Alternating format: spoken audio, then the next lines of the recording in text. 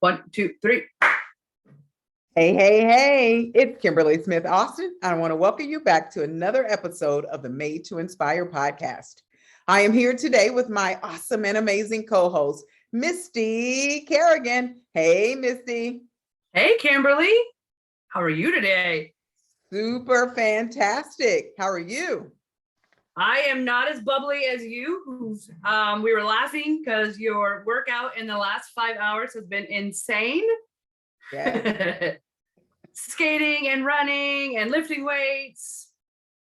We were laughing about that because you came on the call ready to go. And I was like, I haven't had my coffee yet. But it turns out workout is better than coffee. Absolutely. For energy. Absolutely. And I just said that on a live this morning, that friction in your body, that movement is medicine, that friction creates energy, and boom, you're having an explosion. So I'm on 10. So if I'm a little hype today, don't pay me any attention. Just know that I'm here with a little extra bonus. But that's a great thing because we are continuing from last week. And the most important shift that people make is in their mindset. That's it. And even if you have a 9 to 5 and you're hustling after, or you're done a 9 to 5 and you're hustling the 12 hours, because entrepreneurs don't work less, they work more, but it's for themselves. We are here with part 2. But what did we do last week that really stood out to you, Kimberly? You know, there was so much. And what I like to say, I'm going to put it in the framework of an S. We started the foundation. We laid the groundwork as to how to get started. You know, people who have sat in the role as an employee has been in that seat for a while and may not know the tools and tips that they need to go to that next level. But there's a quote that says, today's employee, tomorrow's employer. Again, today's employee is tomorrow's employer. So if you get those tools that we recommended last week and put them into your tool belt, you're now setting yourself up for success. Whether you decide to launch a business on your own, or you partner with someone else, or never do anything with it. But remember, your role as an employee is valuable. Organizations need you, but I want you to take those tools and transfer them and use them for some area of your life. And that was huge. Today's employee is tomorrow's employer. And last week, we gave you 4 key things. We came out on fire with your superpower. What is your skill? What is your value on that? What is your strategy, your systems? We dipped into sales, and you had some homework. You had some homework where you're going to really look into and see, how are you valuing yourself instead of someone else putting that value on you? What is your skill set worth? What is other people charging? And our favorite thing to see is meet individuals who are doing what you do, but not at your level and making more money than you. There's no greater motivation than that.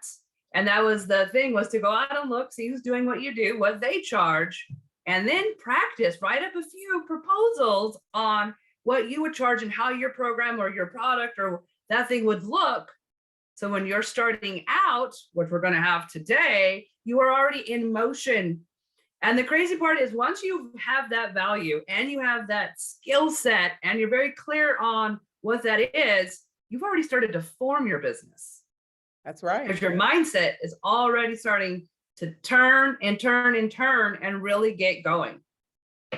And that's so key, because when you think about it, and honestly, let me say this, we have some great resources ready for you to have. We have a great free guide that's going to help you start.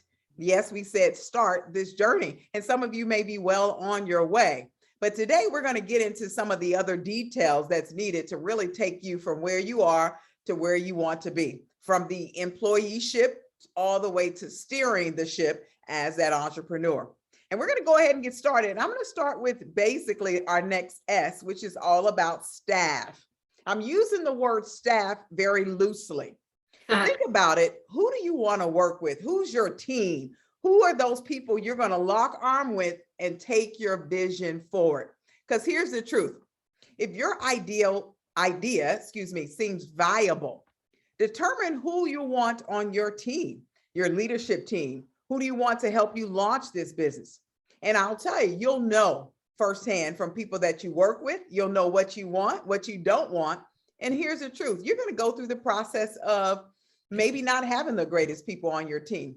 Sometimes it takes time to really fine tune and develop that mix that works. Misty and I are both energetic, outgoing. One's a visionary, the other's a visionary, one's a strategic, one's implementation. And so you really need to figure out what that good mix is for you, because your team is vital. Remember, entrepreneurs, successful entrepreneurs, don't necessarily do this thing alone. Now, you may start alone, but you don't want to finish alone. If you want to add more value, if you want to go further and get bigger as an organization, you can't go it alone. There's an expression that says one man is an island, one man stands alone. But the truth is, we need others to help us on our journeys.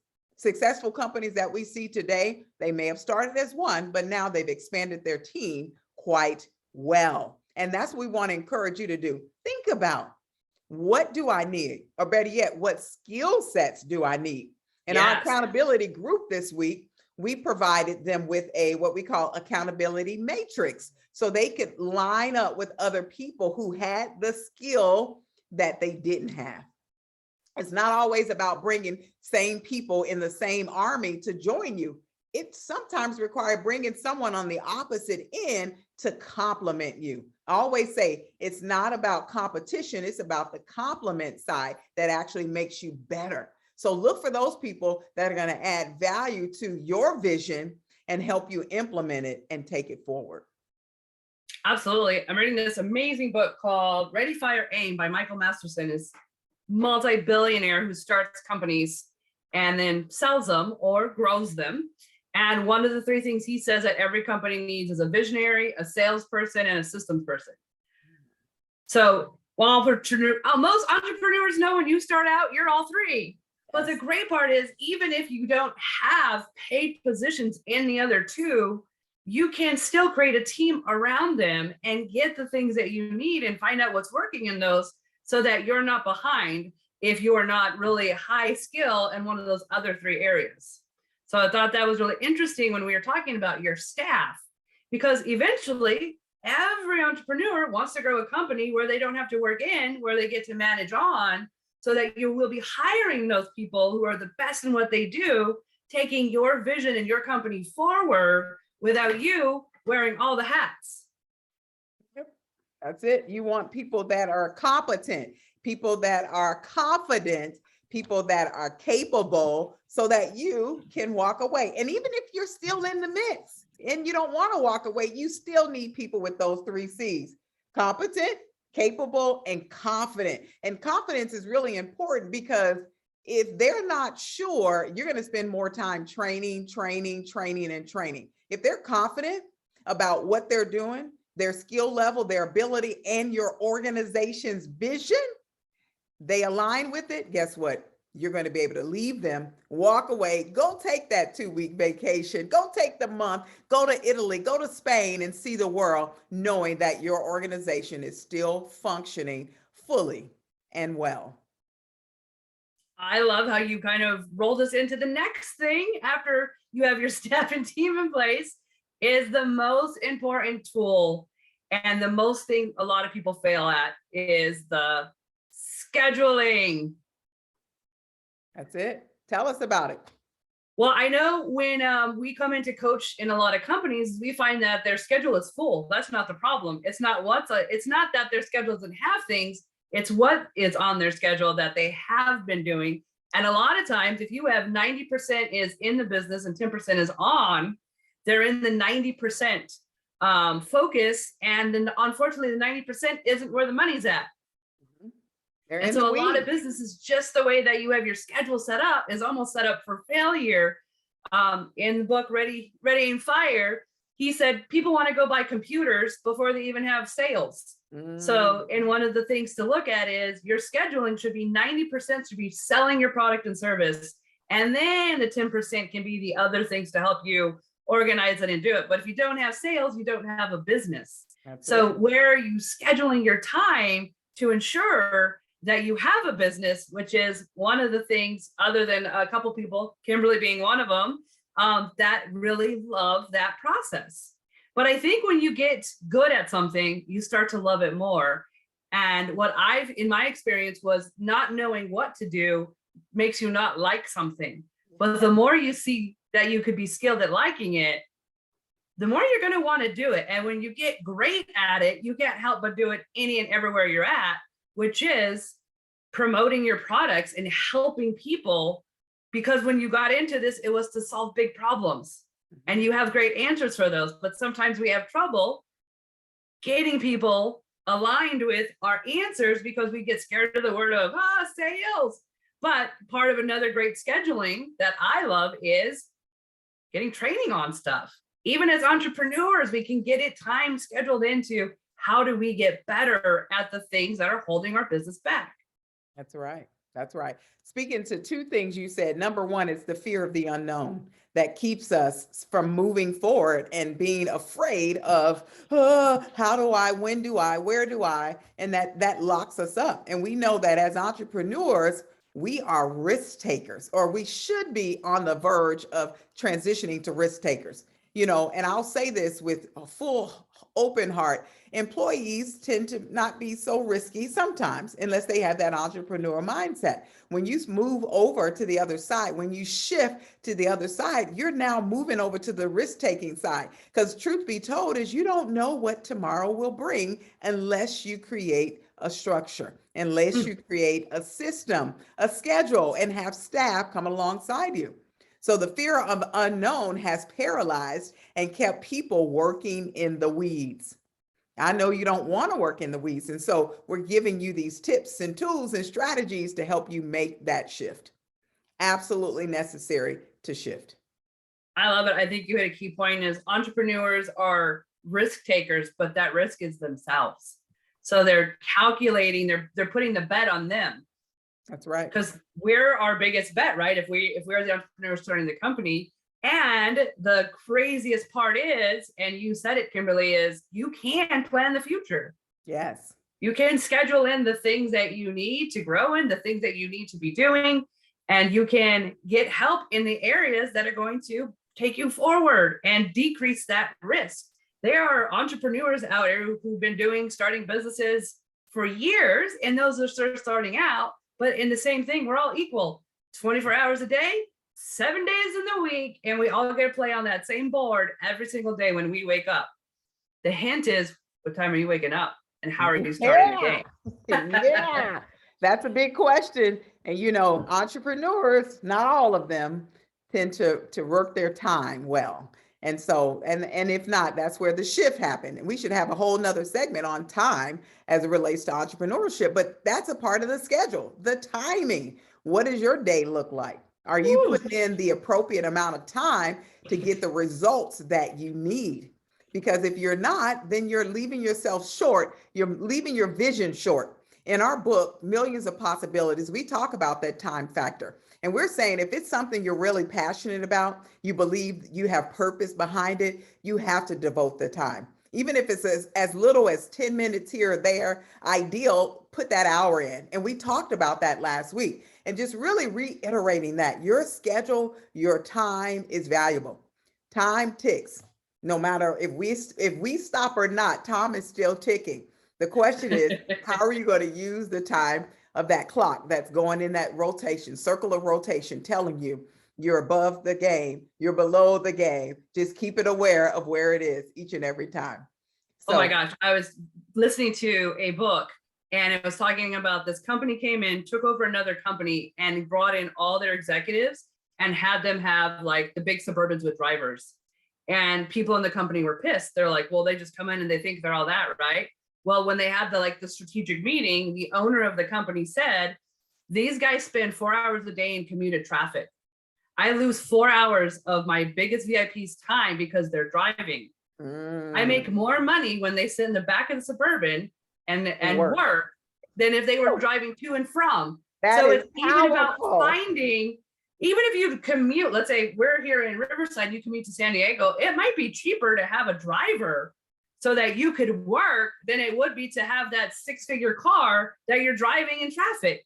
So really looking at Wow. strategically, what does this really look like for me in my schedule and my time, and where am I investing it, and where am I losing it that I could get it back today? Wow. Wow. What book is that, Misty? I need to read. I need to hear him say that because that's power right there.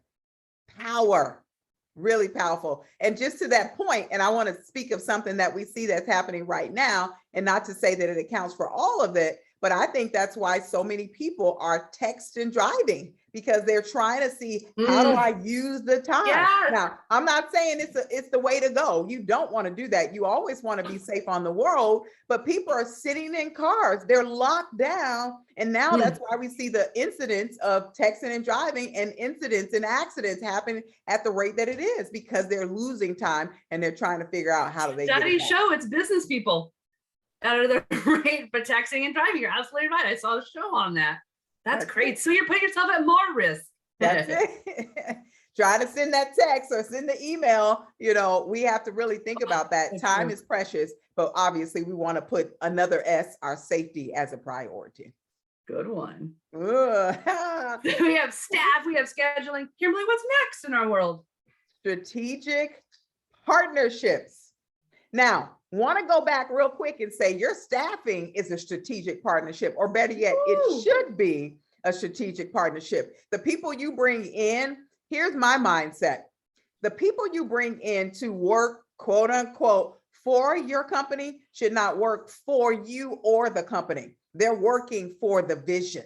They're working for the purpose. And with that in mind, they become partners. I always say in my organizations, I don't want employees.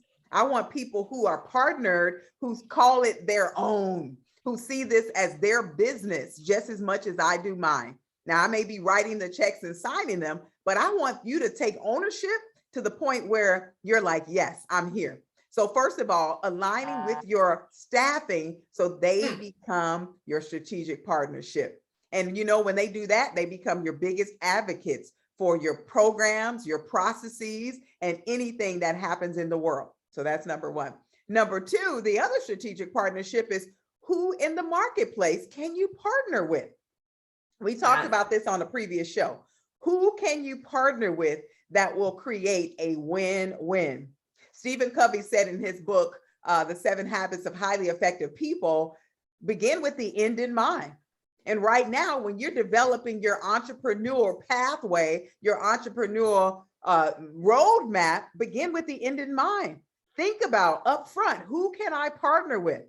Who can I come hand in hand with that's going to help me get to that finish line, right? And regardless if you run or not, it's always a finish line in life. Who can I partner with? And I want you to think about it. It may be your competitor. Woo. It may be those folks that you're vying against, trying to make a better product or service, a better box.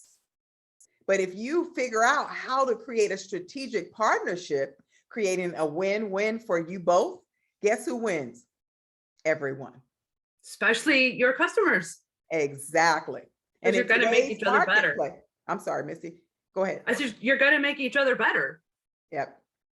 And when we think about in today's marketplace, you know, I believe it's not always about competition. It's about completion. How do we complete that full circle? I'm not competing, I'm completing. That's what I want to be able to provide for my clients. And when I think about people in the marketplace that do what I do, their natural tendency is to run in the opposite direction. And I say, we don't live in a system of lack or scarcity. We're living in abundance. How do we partner together to make a better box and create a better product for that customer, that end user, the consumer, to give them a better user experience? I love that. 2 things. 1, who's already working with your ideal customer? How do you partner with them? You might have something they don't, they might have something you don't. And there's a beautiful word we love, and it's called referral program. Getting referrals from others and then giving referrals, but getting paid for your referrals. If we are only coaching A through Z, or let's see, we're A through C and we're amazing. And then that's our passion. D, E, and F, that's not our passion. A through C is. But once our customer gets to C, we're going to find D and be able to get them over to D through M, but get a referral for it because that was our person that we got to recommend over there. Yep. That's it. And I think, one of the things that we said is recognizing that we can't have that scarcity mindset, because when you do, you miss out on so much. We have 7 billion people in the United States of America, and they all have needs. They all have needs. Some are unique and specific to what you provide, but some are a little bit different. And when we come with that mindset of my partner can help me fulfill X, Y, and Z when I only had A, B, and C. Boom, win, win, and win some more. Come on now, I'm excited. I love strategic partnerships. That's it. That's it. And they provide so much value to the customer, because they see, oh, you hooked me up with this company and that company and that company. And it goes back to what we talked about in the previous show. You now become not only the person that helped them, but you become a trusted advisor. They're going to look to you and say, this person really genuinely cares about me, my goals, and my future. They're going to stay there. So now you just increase your LTV, which is your long-term value. Which is what you want. That's it. Because your long-term consumers that become raving fans, they become your biggest referral source, because they can't help but talk about their results and what they're doing, and then telling people all about you. That's it.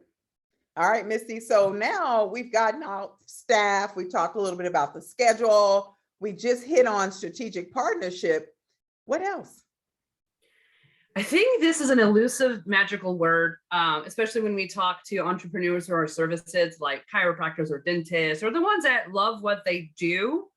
But when we get into a arena, if you will, you get me or Kimberly into arena, our next question is always, what's next?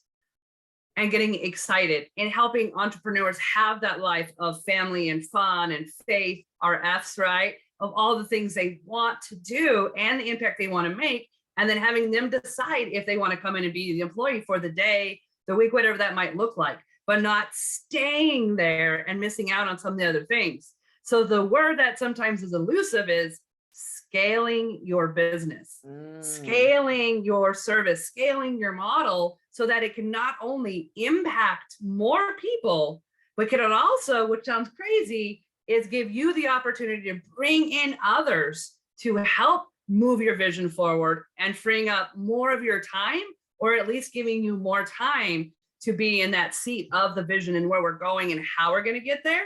And then if you decide to pop in and work on some of the things, or even schedule your week to pop a back or pull a tooth, you can, but you have all these individuals in your company helping you scale so that you can still schedule your time more effectively, and your business can impact more and more people.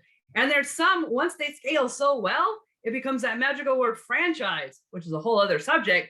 But that's all franchises are, is someone found a way to scale their idea to such a specific systems that they're able to sell it to others. That's love. That's powerful. Just drop the mic and walk off the stage. Just drop the mic already. I love it. I want to add one more, because we had talked about this before, and I know that's something that you do pretty well is the system and looking at who can maybe come in and do that. But when Ray was building McDonald's, his only thing was, this is the Bible of McDonald's. Mm-hmm. That's it. And if you don't follow this, I will take it back. And it was in the contracts. If he visited any of the franchises and it was out of step, he had the right, no matter what they invested in his franchise, to take his franchise back for not following the system, because no matter who owns what, every McDonald's had to be duplicatable. Love it. And that's so good, because we talked about that last week, right? Having that system in place, but not having the robotic nature of the system. Because Misty and I both could own a McDonald's, and when you come into her store, Misty, say hello. Will you say hello? Your McDonald's, hello. Hey. And welcome you might come to my store. Welcome to McDonald's. And you come to my store, it may be, hey. Welcome. Yours is hey. So, it's going to be different, but I think that's really key. And when we talk about scaling, that is super duper important. I read a book called Scale It or Fail It. And I love it because in the book, Allison Maslin, which I've had some time to sit down with her a couple times, talks about when you're scaling, it's not always just scaling to grow your business. Initially, it's scaling to remove yourself from the business. And as you're doing that, you're also looking at how you grow the business. Scaling is saying, okay, I need to scale and give myself more time and freedom. And we know you're just starting here on the journey, or maybe you're midway on the journey. So you're not quite yet ready to remove yourself from the equation. But think about that. Think about that, because we're talking about building businesses that will last a lifetime and that can be sold. Another S, sold. Put a big old sold sign on Now it. you drop the mic. That's our next week. We could bring in Oh, setting up your business to sell it. yes. Write it down People are right now. Put it in interested. the notes. Yeah, I think so. I think so. Because that's key when having all of these things in place. Our super S system, having these things in place will allow you to be able to do those things. Now, it's one thing to scale to create that extra income and then scale your business in multiple platforms. For example, we know we have a book, but from that book, one of the couple of ways that we scale is through our courses. Another way that we scale is through our mastermind groups. Another way we scale is through our camps that we offer to help people take their business from idea to the market. So you see, there's different ways to scale. You just got to think about first putting the basics in place, the strategy, right? Taking your superpower, building a system, looking at your sales. What is your staffing? How do you bring those partnerships together so that you can scale, grow, and go? There's nothing out here you can't do. Nothing you can't do, but it's all going to be dependent on you and what systems you put in place. Would you agree, Misty? You're laughing over there. You're going starting a way to do grow and go, and it's brilliant. I know. I'm married to that thing right there. But if you could describe Kimberly in 2 words after the word energy, grow and go, right? That's it. There is business owners and there is employees and there is entrepreneurs. And I think some people might have a little bit of each of it in them, right? But when you're really looking at the passion people have for building the things, and Kimberly's done it and I've done it, there's something to say about having an idea, getting it out, watching it help people, and then stepping away from it and watching it help people even more years and years after you've created it from your head.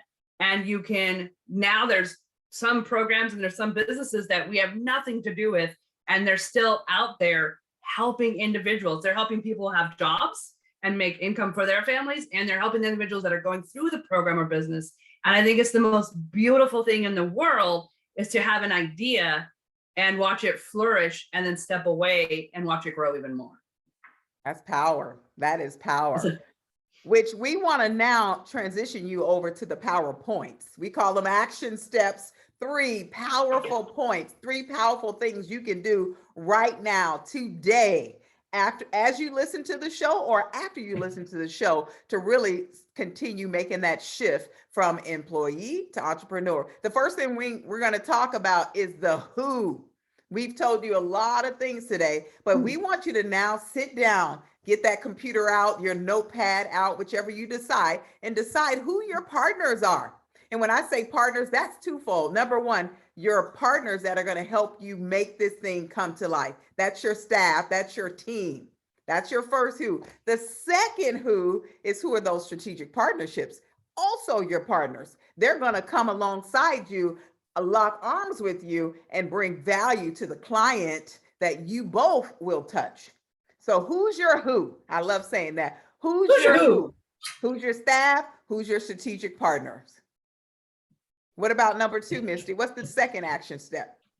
It's one that we really hone in on, which is be clear of what you're going to have them do and how you're going to work together.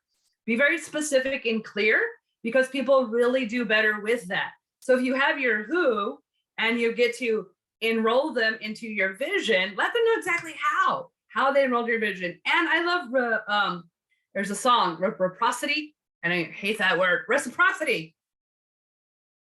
Yes, Helping, yes, help me, yes. help you, help you, help me. Help So you, it's help me. also, yeah, there is so much power in synergy. There's so Mm, much power in synergy where you both are in that momentum. You're helping them, they're helping you, and it's creating a greater cause. There is also a Bible thing that talks about where two or more gather in my name, I am there. So it also calls on a bigger force when you have two people aligned and they're synergetically working and helping one another. yeah. Something out of this world also is able to propel and help that momentum. But we have to be specific on what it is, because if there's no clarity, there's confusion, and in confusion, there's usually no action. So after you know who they are and you got them with what are they going to do with you and with you and for you, what's the last step? Mhm. I love it. That last step is how. How are you going to do it? You know, we know the 5 W's and the H, the who, what, when, where, but how are you going to do it? How are you going to bring these processes to life? Now, you may have noticed that the last 2 weeks, we've sent you away with lots of homework.